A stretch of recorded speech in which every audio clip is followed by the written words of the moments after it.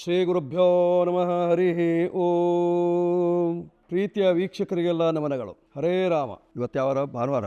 ಆಧಾರೇ ಪ್ರಥಮಂ ಸಹಸ್ರಕರಣಂ ತಾರಾಧಿಪೌ ಸ್ವಾಲಯೇ ಮಾಹೇಯಂ ಮಣಿಪೂರಕೆ ಹೃದಿಬುಧಂ ಕಂಠೇ ಚ ವಾಚಸ್ಪತಿಂ ಭ್ರೂಮಧ್ಯೆ ಭೃಗುನಂದನಂ ದಿನಮಣೆ ಪುತ್ರಂ ತ್ರಿಕೋಟಸ್ಥಲೆ ನಾಡೇ ಮರ್ಮಸು ರಾಹು ಕೇತು ಗುಳಿಕಾನ ನಿತ್ಯಂ ನಮಾಮ್ಯಾಯುಷೇ.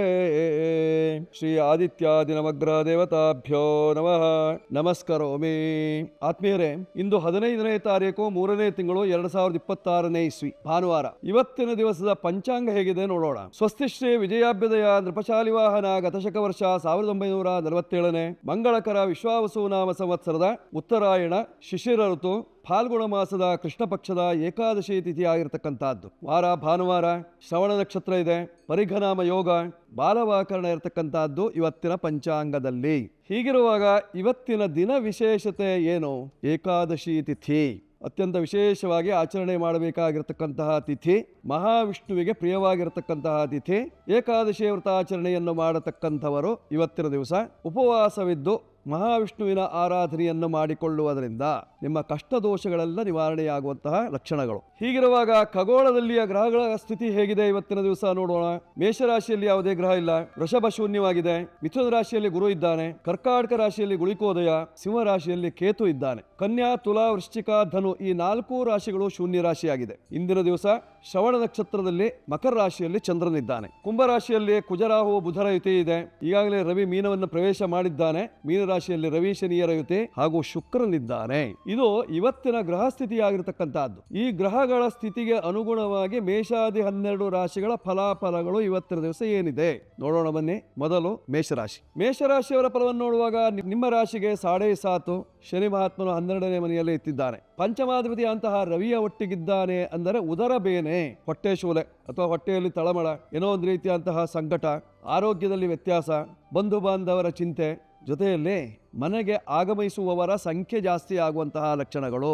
ದೋಷ ನಿವಾರಣೆಗಾಗಿ ನೀವು ಮಾಡಿಕೊಳ್ಳಬೇಕಾಗಿರತಕ್ಕಂಥದ್ದು ಏನು? ಇವತ್ತಿನ ದಿವಸ ಏಕಾದಶಿ ತಿಥಿ ಆದ್ದರಿಂದ ವಿಷ್ಣುವಿನ ಆರಾಧನೆಯನ್ನೇ ಮಾಡಿಕೊಳ್ಬೇಕು. ಹೆಸರುಬೇಳೆ ಪಾಯಸ ವಿಷ್ಣುವಿಗೆ ನೈವೇದ್ಯಕ್ಕೆ ಅತ್ಯಂತ ವಿಶೇಷವಾಗಿರ್ತಕ್ಕಂಥದ್ದು. ವಿಷ್ಣು ದೇವರ ಉಪಾಸನೆಯನ್ನ ಮಾಡಿಕೊಂಡಾಗ ನಿಮ್ಮ ಕಷ್ಟಗಳು ದೂರವಾಗುವಂತಹ ಲಕ್ಷಣಗಳಿದ್ದಾವೆ ಇವತ್ತಿನ ದಿವಸದ ಕಾಲಜ್ಞಾನದಂತೆ. ಇಂದು ನೀವು ಉಪಯೋಗಿಸಬೇಕಾಗಿರತಕ್ಕಂತಹ ಸಂಖ್ಯೆ 9. ಆದ್ದರಿಂದ 9 ಜನರಿಗೆ ಇವತ್ತಿನ ದಿವಸ ದಾನವನ್ನು ಮಾಡಿಕೊಳ್ಳಿ. ಹೆಸರು ಕಾಳು ದಾನ ಅಥವಾ ಹೆಸರು ಬೇಳೆ ದಾನ ಮಾಡುವುದರಿಂದ ನಿಮ್ಮ ಕಷ್ಟ ನಿವಾರಣೆ. ಕೆಂಪು ಬಣ್ಣದ ವಸ್ತ್ರಗಳು ಪ್ರಿಯವಾದೀತು ಇವತ್ತಿನ ದಿವಸ. ಪೂರ್ವ ದಿಕ್ಕಿನಲ್ಲಿರ್ತಕ್ಕಂತಹ ವಿಷ್ಣು ದೇವರ ಮಂದಿರಕ್ಕೆ ಹೋಗುವುದರಿಂದ ಕಷ್ಟ ನಿವಾರಣೆಯಾಗಿ ಸುಖ ಪ್ರಾಪ್ತಿಯಾಗುವಂತಹ ಲಕ್ಷಣ ಕಾಲಜ್ಞಾನದಂತೆ. ಈಗ ವೃಷಭರಾಶಿಯವರ ಫಲವನ್ನು ನೋಡುವಾಗ ನಿಮ್ಮ ರಾಶಿಯಿಂದ ಸುಖಾಧಿಪತಿ ಆಗಿರತಕ್ಕಂತಹ ರವಿ ನಿಮ್ಮ ರಾಶಿಯ ಅಧಿಪತಿಯ ಒಟ್ಟಿಗಿದ್ದಾನೆ. ಶತ್ರುವಿನ ಜೊತೆಯಲ್ಲಿದ್ದಾನೆ. ಒಂದೊಂದು ನೀವು ಶತ್ರುಗಳ ಮನೆಗೆ ಹೋಗಬೇಕಾದಂತಹ ಸಂದರ್ಭ ಅಥವಾ ಶತ್ರುಗಳು ನಿಮ್ಮನ್ನು ಹುಡುಕಿಕೊಂಡು ನಿಮ್ಮನೆಗೆ ಬರುವಂತಹ ಸಂದರ್ಭ ಇದೆ.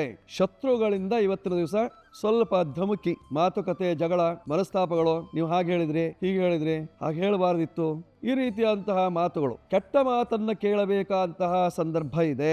ಸ್ವಲ್ಪ ಕೆಡುಕುಂಟಾಗುವಂತಹ ಲಕ್ಷಣಗಳು. ವ್ಯಾಪಾರಸ್ಥರಿಗೂ ಸ್ವಲ್ಪ ನಷ್ಟ ಸಂಭವ. ಅದರಲ್ಲೂ ಹಾಲು ಹೈನು ಇತ್ಯಾದಿಗಳಿಂದ ಮಾಡತಕ್ಕಂತಹ ವ್ಯಾಪಾರಸ್ಥರಿಗೆ ಇವತ್ತಿನ ದಿವಸ ಲಾಭ ಇದ್ದರೂ ಕಷ್ಟ ಆದೀತು. ಪರಿಹಾರಕ್ಕಾಗಿ ನೀವು ಮಾಡಿಕೊಳ್ಳಬೇಕಾಗಿರತಕ್ಕಂತಹದ್ದು ಗೋಸೇವೆ. ಗೋವಿಗೆ ಇವತ್ತಿನ ದಿವಸ ಗ್ರಾಸವನ್ನು ನೀಡುವುದರಿಂದ, ಅದರಲ್ಲೂ ಬಿಳೆ ಬಣ್ಣದ ಹಸುಗಳಿಗೆ ಗ್ರಾಸವನ್ನು ಕೊಡುವುದರಿಂದ ನಿಮ್ಮ ಕಷ್ಟಗಳು ದೂರವಾಗುವಂತಹ ಲಕ್ಷಣ ಇದೆ. ಪೂರ್ವ ದಿಕ್ಕಿನಲ್ಲಿರತಕ್ಕಂತಹ ದೇವಿ ದೇವಸ್ಥಾನಕ್ಕೆ ಹೋಗುವುದರಿಂದ ಅನ್ನಪೂರ್ಣೇಶ್ವರಿ ದೇವಿ, ಯಕ್ಷಿ ವಾ ಭೃಗುನಂದನ, ಲಕ್ಷ್ಮೀ ವಾ ಭೃಗುನಂದನ, ಯಾವುದಾದ್ರೂ ತೊಂದರೆ ಇಲ್ಲ. ಯಕ್ಷಿ ಅಥವಾ ಲಕ್ಷ್ಮಿ ದೇವತಾ ದರ್ಶನದಿಂದ ನಿಮ್ಮ ಕಷ್ಟ ಪರಿಹಾರ. 6 ನಿಮ್ಮ ಸಂಖ್ಯೆ ಬಳಸ್ಕೊಳ್ಳಿ. ಬಿಳಿ ಬಣ್ಣ ನಿಮಗೆ ಅನುಕೂಲ. ಈಗ ಮಿಥುನ ರಾಶಿಯವರ ಫಲವನ್ನು ನೋಡುವಾಗ ನಿಮ್ಮ ರಾಶಿಯಿಂದ ಕರ್ಮ ರಾಶಿಯಲ್ಲಿ ಶನಿ ಮಹಾತ್ಮ. ಉದ್ಯೋಗದಲ್ಲಿ, ವ್ಯವಹಾರದಲ್ಲಿ ಸ್ವಲ್ಪ ತೊಡಕುಂಟಾಗುವಂತಹ ಸಾಧ್ಯತೆ, ನಿಮ್ಮ ನಿರೀಕ್ಷೆ ಸುಳ್ಳಾಗುವಂತಹ ಸಾಧ್ಯತೆ ಇದೆ. ಕಾರಣ ಕರ್ಮ ರಾಶಿಯಲ್ಲಿ ರವಿ ಮತ್ತು ಶನಿಯರ ಯುತಿ, ಶುಕ್ರರ ಯುತಿ, ಪರಸ್ಪರ ವೈರಿಗಳು. ನೀವು ಉದ್ಯೋಗದಲ್ಲಿ ವೈರತ್ವ, ವ್ಯವಹಾರದಲ್ಲಿ ವೈರತ್ವ ಅಥವಾ ಮನೆಯಲ್ಲಿ ವೈರತ್ವ ಅಥವಾ ಮನೆಗೆ ಬಂದಂತಹ ಬಂಧುಗಳಲ್ಲಿ ವೈರತ್ವ, ಒಟ್ಟಾರೆ ಕ್ಲೇಶ ಇವತ್ತಿನ ದಿವಸ. ದೋಷ ಜಾಸ್ತಿ ಇದೆ. ಪರಿಹಾರಕ್ಕೆ ಗುರುವಿನ ಅನುಗ್ರಹವನ್ನು ಪಡೆದುಕೊಳ್ಬೇಕು. ನಿಮ್ಮ ಮಠಾಧೀಶ್ವರರ ಅನುಗ್ರಹ ಪಡ್ಕೊಳ್ಳಿ ಅಥವಾ ಶೃಂಗೇರಿಗೆ ಹೋಗಿ ಬನ್ನಿ, ಮಂತ್ರಾಲಯಕ್ಕೆ ಹೋಗಿ ಬನ್ನಿ. ಆಗ ನಿಮ್ಮ ಕಷ್ಟ ಪರಿಹಾರವಾಗುವಂತಹ ಲಕ್ಷಣ ಇದೆ. ನೀವು ಬಳಸಬೇಕಾಗಿರತಕ್ಕಂತಹ ಸಂಖ್ಯೆ 5 ಬಳಸಿಕೊಳ್ಳುವುದರಿಂದ ಕ್ಷೇಮ. ಹಸಿರು ಬಣ್ಣದ ವಸ್ತ್ರಗಳು ನಿಮಗೆ ಆಗಿ ಬರುತ್ತದೆ.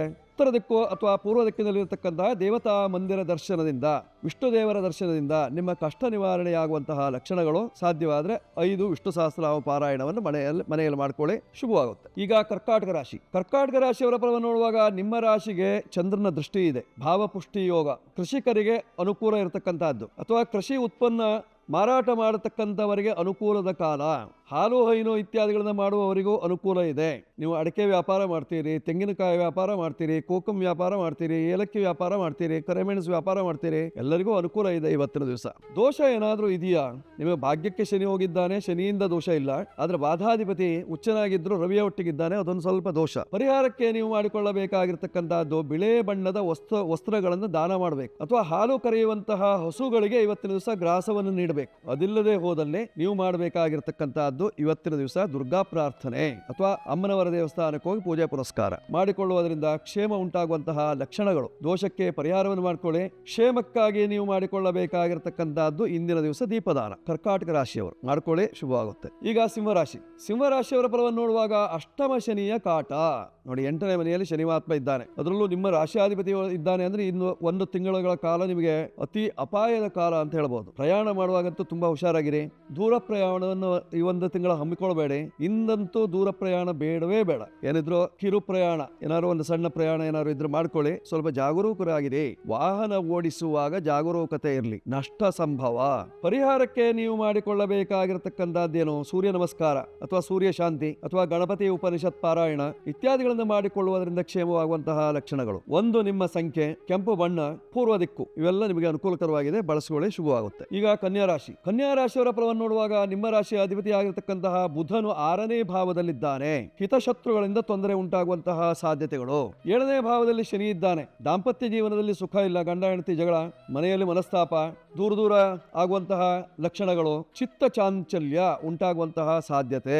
ಪರಿಹಾರಕ್ಕೆ ನೀವು ಮಾಡಿಕೊಳ್ಳಬೇಕಾಗಿರತಕ್ಕಂತಹದ್ದು ಏನೋ? ಶನಿ ಶಾಂತಿ ಮಾಡ್ಕೊಳ್ಳಿ. ಶನಿ ದೇವರಿಗೆ ಕಪ್ಪು ಬತ್ತಿಯ ದೀಪವನ್ನು ಹಚ್ಚುವುದರಿಂದ, ಅಥವಾ ಎಳ್ಳನ್ನ 1 ಹಿಡಿ ಎಳ್ಳನ್ನ ತೆಗೆದುಕೊಂಡು ಅದನ್ನು ತಲೆಗೆ 3 ಸಾರಿ ಸುಳಿದು ಅಥವಾ 8 ಸಾರಿ ಸುಳಿದು ಶನಿ ದೇವರ ಶನಿ ದೇವಸ್ಥಾನದ ಮುಂಭಾಗದಲ್ಲಿರ್ತಕ್ಕಂತಹ ಬಾಣ್ಲಿಗೆ ಹಾಕಿ, ಆಗ ನಿಮಗಿರತಕ್ಕಂತಹ ಶನಿ ದೋಷ ನಿವಾರಣೆಯಾಗುವಂತಹ ಲಕ್ಷಣ ಇದೆ. ಬಳಸಬೇಕಾಗಿರತಕ್ಕಂತಹ ಸಂಖ್ಯೆ 5, ಬಳಸಿಕೊಳ್ಳುವುದರಿಂದ ಕ್ಷೇಮ. ವಿಷ್ಣು ದೇವತಾ ಉಪಾಸನೆಯಿಂದ ಸಕಲ ಆರೋಗ್ಯ ವೃದ್ಧಿ. ಹಸಿರು ಬಣ್ಣದ ವಸ್ತ್ರಗಳನ್ನು ಧರಿಸುವುದರಿಂದ, ದಾನ ಮಾಡುವುದರಿಂದ, ಹಸಿರು ಬಣ್ಣದ ವಸ್ತ್ರವನ್ನು ಧರಿಸುವುದರಿಂದ, ದಾನ ಮಾಡುವುದರಿಂದ ನಿಮ್ಮ ಕಷ್ಟ ನಿವಾರಣೆಯಾಗುವಂತಹ ಲಕ್ಷಣ ಇದೆ ಕನ್ಯಾ ರಾಶಿಯವರಿಗೆ ಇವತ್ತಿನ ಕಾಲ ಲಕ್ಷಣದಲ್ಲಿ. ಈಗ ತುಲಾರಾಶಿ. ತುಲಾರಾಶಿಯವರ ಫಲವನ್ನು ನೋಡುವಾಗ ನಿಮ್ಮ ರಾಶಿಯ ಅಧಿಪತಿಯಾಗಿರತಕ್ಕಂತಹ ಶುಕ್ರನು ಉಚ್ಚನಾಗಿದ್ದಾನೆ. ವಸ್ತ್ರ ವ್ಯಾಪಾರಿಗಳಿಗೆ ಸಾಕಷ್ಟು ಅನುಕೂಲ.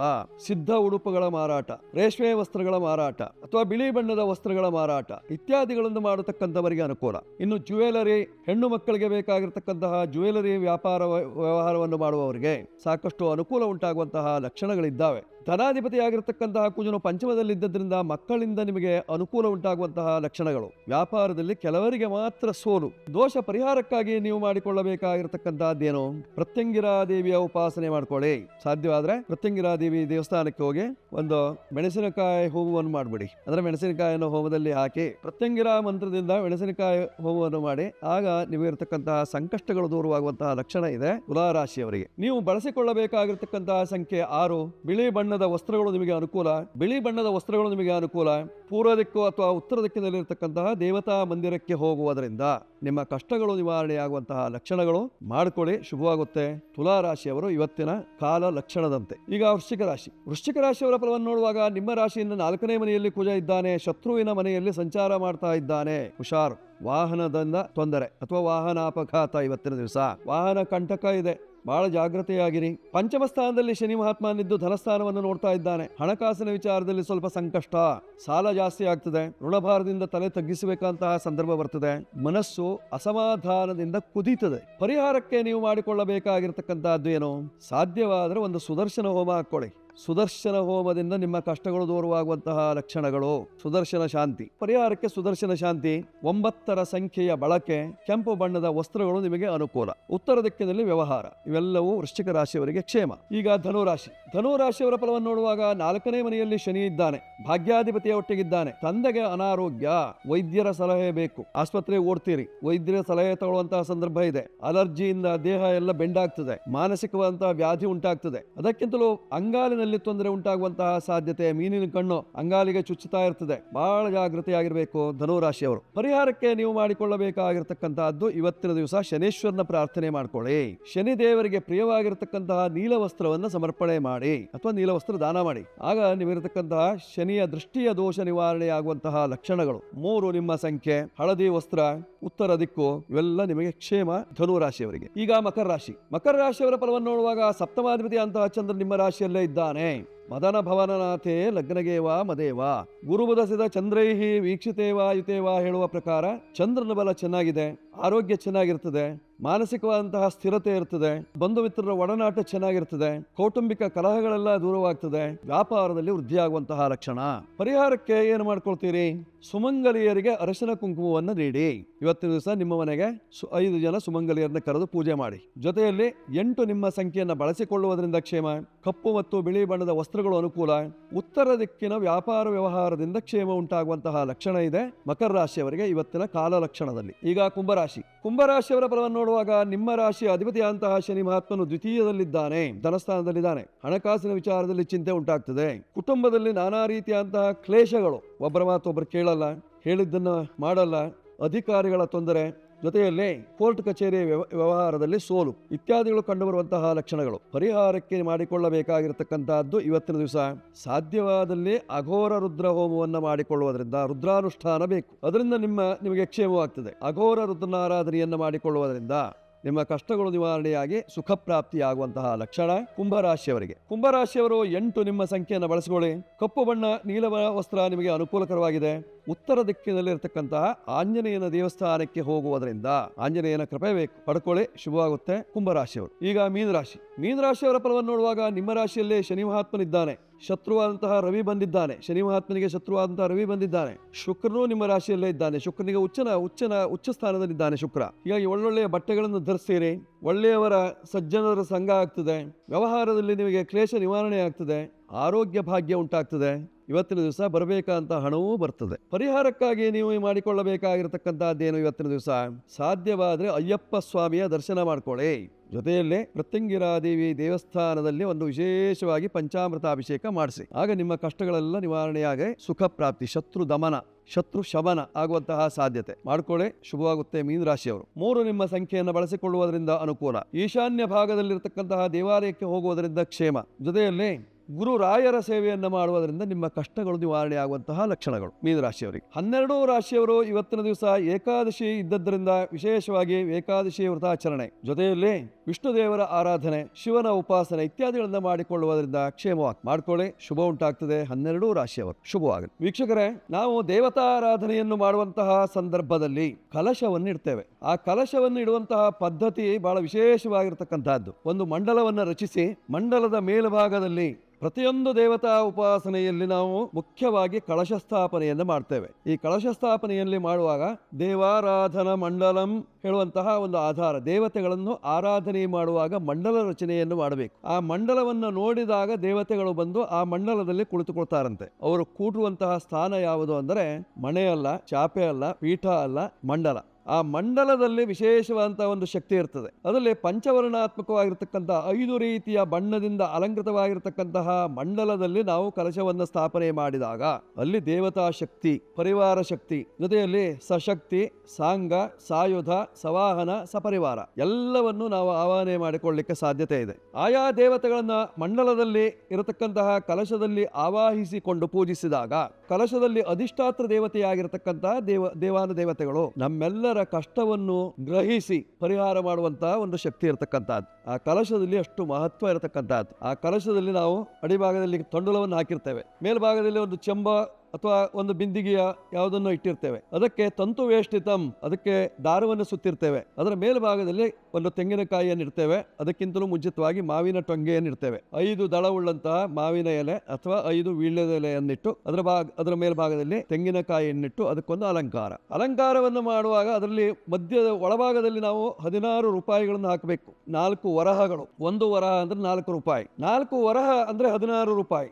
ನಮ್ಮ ಚಾಲನೆಯಲ್ಲಿ ಇರತಕ್ಕಂತಹ 16 ರೂಪಾಯಿಗಳನ್ನು ಹಾಕಿ ಅದರಲ್ಲಿ ನಾವು ಪ್ರಾಣ ಪ್ರತಿಷ್ಠೆಯನ್ನು ಮಾಡಬೇಕು. ಆ ನಂತರದಲ್ಲಿ ದೇವತಾ ಉಪಾಸನೆಯನ್ನು ಮಾಡಿಕೊಂಡಾಗ ನಮ್ಮ ಕಷ್ಟಗಳನ್ನು ತೋಡಿಕೊಂಡು ನಾವು ಉಪಾಸನೆಯನ್ನು ಮಾಡಿಕೊಂಡಾಗ ಅದಕ್ಕೆ ಸಂಕಲ್ಪ ಅಂತ ಹೇಳ್ತೇವೆ. ನಾವು ಸಂಕಲ್ಪವನ್ನು ಮಾಡಿಕೊಂಡು ದೇವತಾ ಪೂಜೆಯನ್ನು ಮಾಡಿಕೊಂಡು ತದನಂತರದಲ್ಲಿ ದೇವರಲ್ಲಿ ನಾವು ಸ್ತುತಿಯನ್ನು ಮಾಡಿದಾಗ, ಪ್ರಾರ್ಥನೆಯನ್ನು ಮಾಡಿದಾಗ ಕಲಶದಲ್ಲಿ ಅಷ್ಟಾತ್ರವಾಗಿರತಕ್ಕಂತಹ ದೇವಾನುದೇವತೆಗಳೆಲ್ಲರೂ ಸಹಿತವಾಗಿ ನಮ್ಮನ್ನು ಹರಿಸ್ತಾರಂತೆ. ಇದು ನಮ್ಮ ಹಿಂದಿನವರು ಮಾಡಿಕೊಂಡು ಬಂದಂತಹ ಒಂದು ಪದ್ಧತಿಯನ್ನ ಬಿಡಬಾರದು. ಸಂಸ್ಕಾರವನ್ನ ಉಳಿಸಿಕೊಳ್ಬೇಕು.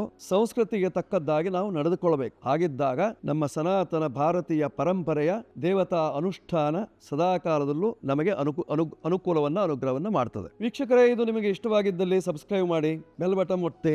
ಜೊತೆಯಲ್ಲಿ ಇದೇ ಬರುವ 18ನೇ ತಾರೀಕು ವಿಶೇಷವಾಗಿ ತುಮಕೂರಿನ ಸಿರಾ ತಾಲೂಕಿನ ಎಲೆಯೂರು ಗ್ರಾಮದಲ್ಲಿ ತೋಟದ ತಪೋವನದಲ್ಲಿ ವಿಶೇಷವಾಗಿ ಮಾಂದಿ ಶಾಂತಿ ಜರುಗ್ತದೆ. ನಿಮಗೇನಾದರೂ ಅವಶ್ಯಕತೆ ಇದ್ದಲ್ಲಿ, ಮಾಂದಿ ಶಾಂತಿ ಮಾಡಿಸ್ಕೊಳ್ಬೇಕು ಅನ್ನುವಂಥ ಅವಶ್ಯಕತೆ ಇದ್ದಲ್ಲಿ, ಜೊತೆಯಲ್ಲಿ ಪ್ರತ್ಯಂಗಿರಾ ಹೋಮವೂ ಇರ್ತದೆ. ಅವಕಾಶ ಇದೆ, ಬೇಕಾದ್ರೆ ಬರಬಹುದು. ಮಾಂದಿ ಶಾಂತಿಯನ್ನ ಅಥವಾ ಪ್ರತ್ಯಂಗಿರಾ ಹೋಮವನ್ನು ಮಾಡ್ಕೊಳ್ಬಹುದು. ವರ್ಷದ ಕೊನೆಯ ಅಮಾವಾಸ್ಯೆ, ಅದರಿಂದಲೇ ಹೇಳ್ತಾ ಇದ್ದೇನೆ. ಮುಂದೆ ಬರುವಂತಹದ್ದು ಪರಾಭವ ಸಂವತ್ಸರ. ಇದು ವಿಶ್ವಾವಸು. ಇದರಲ್ಲಿ ವಿಶ್ವಾಸ ಇಟ್ಟರೆ ಮುಂದೆ ಪರಾಭವದಲ್ಲಿ ನಮಗೇನು ತೊಂದರೆ ಇಲ್ಲ. ಮಾಡ್ಕೊಳ್ಳಿ, ಶುಭವಾಗುತ್ತೆ, ಮಂಗಳವಾಗಲಿ, ಶುಭವಾಸ್ತು. ಸರ್ವೇ ಜನಾ ಸುಖಿನೋ ಭವಂತು, ಸಮಸ್ತ ಸನ್ಮಂಗಳಾನಿ ಭವಂತು. ಎಲ್ಲರೂ ಸುಖವಾಗಿರಿ, ಎಲ್ಲರೂ ನೆಮ್ಮದಿಯಿಂದಿರಿ, ಆರೋಗ್ಯವನ್ನು ಕಾಪಾಡಿಕೊಳ್ಳಿ.